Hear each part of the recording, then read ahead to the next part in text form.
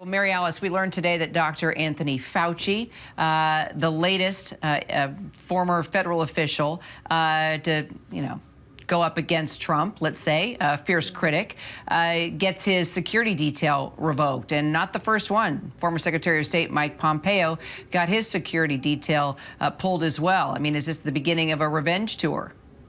Maybe. Some people in D.C. are definitely saying that, asking those questions. Of course, Trump's former national security advisor, John Bolton, same story, even though we know that there have been threats against John Bolton's life from Iran.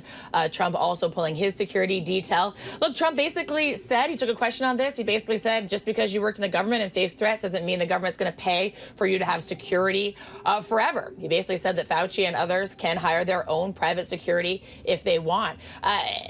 These are officials that have faced really tough threats, increased threats since the election and around the election. We are in such a heightened threat environment. It feels heartbreaking that violence has become more and more a part of not only the rhetoric, but the reality of political life in America. So this is definitely raising a lot of eyebrows, raising a lot of questions for the president. But that was his answer when reporters asked him. He said, just because you've had threats doesn't mean that we're going to pay for your security detail indefinitely.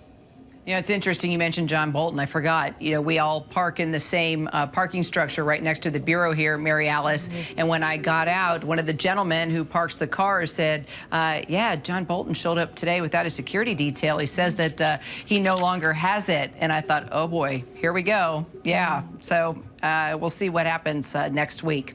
Mary Alice Parks, Jay O'Brien, thank you, guys.